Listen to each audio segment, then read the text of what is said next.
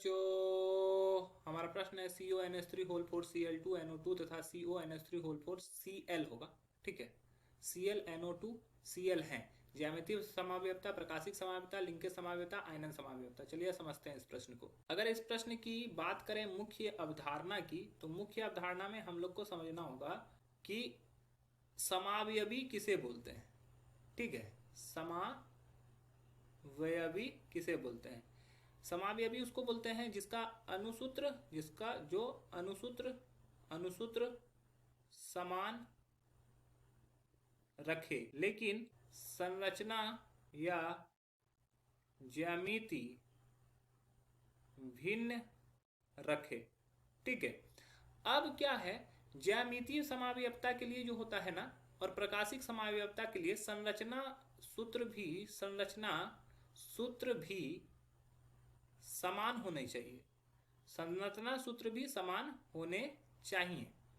ठीक है, तो ये दोनों का दोनों संरचना सूत्र समान नहीं है, अतः ये दोनों सही उत्तर नहीं होंगे।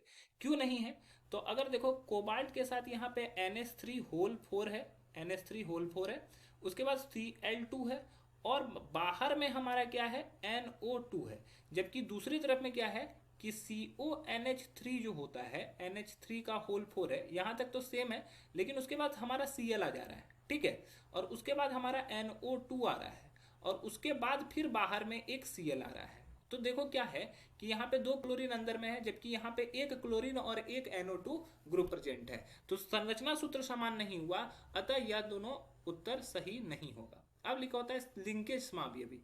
लिंकेज समावयवी के लिए क्या दिक्कत है? लिंकेज समावयवी में क्या होता है कि संरचना सूत्र भी असमान हो सकता है, संरचना सूत्र अलग हो सकते हैं, लेकिन यहां द्विदंती लिगेंड होने चाहिए,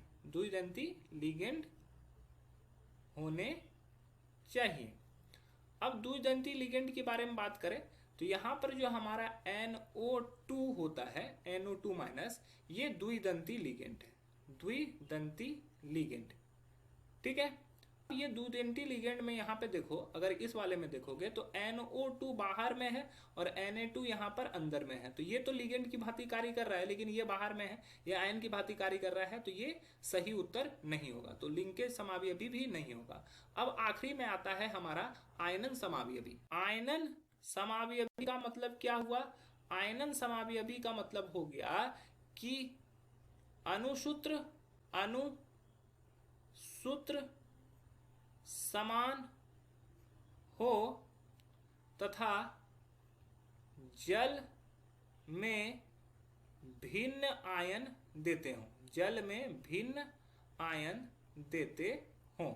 अगर इस दोनों को जल अपघटित कराया जाए, तो अगर पहले CONH3 होल 4 Cl2 को जल अपघटित कराया जाएगा, तो ये जल अपघटन के फलस्वरूप CONH3 होल 4 Cl2 प्लस और NO2 माइनस के फॉर्म में टूटेगा।